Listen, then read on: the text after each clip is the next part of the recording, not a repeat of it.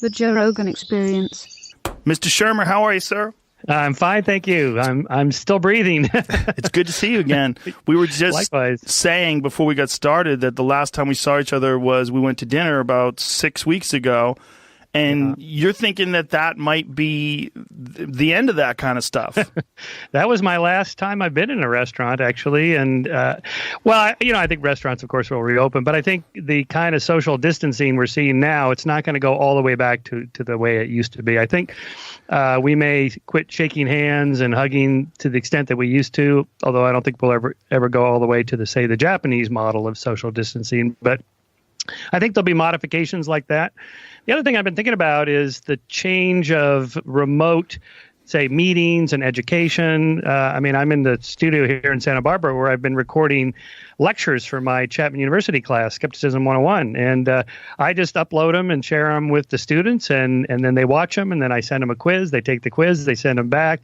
Now, that's not a complete replacement of a brick and mortar building with a small class seminar discussion, say, but it does, not adequately replace a lot of traditional education that you don't really need to be in a classroom for. Do you think that this is preparing us for the ultimate, where we embrace the symbiotic relationship that we have with computers and become one with the machine? I mean, it seems like we're becoming closer and closer to some sort of an electronic community.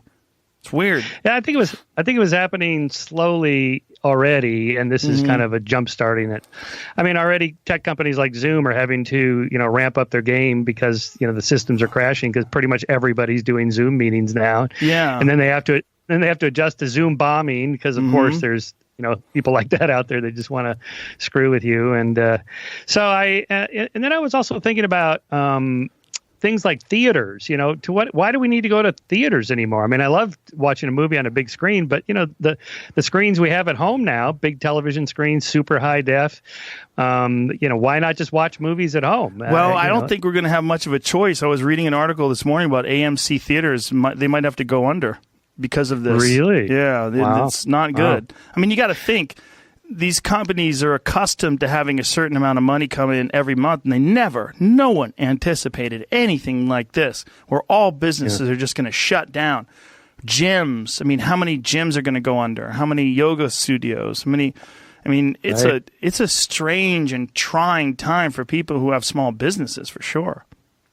Yeah, one of my cycling buddies owns the La Cañada Theater Complex, and of course rents out the space to different retailers, including the theater managers. And anyway, he was telling me that they normally pay $93,000 a month in rent, but they bring in like $7.5 million a year or something, so it all balances out. But they just told him we're not going to make our rent this month, so he has to go to his mortgage company, the bank, where he pays off his mortgage, and say, I can't pay you this month because these guys can't pay me. And okay, so multiply that by 10 million or 100 million or something, and that's kind of what we've been going through. Yeah, and I don't really understand the economics of this stimulus package, of how they're going to be able to distribute it and sort of balance people out. It seems like it's just a small Band-Aid on a very large wound. Yeah, well, of course, the government can't just print money indefinitely. Then we're going to get huge inflation, and that could be catastrophic. So this conversation that people have been wanting to have, but they get hammered every time they bring it up, I think at some point we're going to have in the next few weeks, is the economic trade-off and costs to people's lives compared to what we're doing with social isolation to save people's lives. Yeah. And at the moment, we're in the mode of there's no dollar amount you can put on a human life. Therefore, total social isolation, no matter what it does to the economy, is what we're going to do now.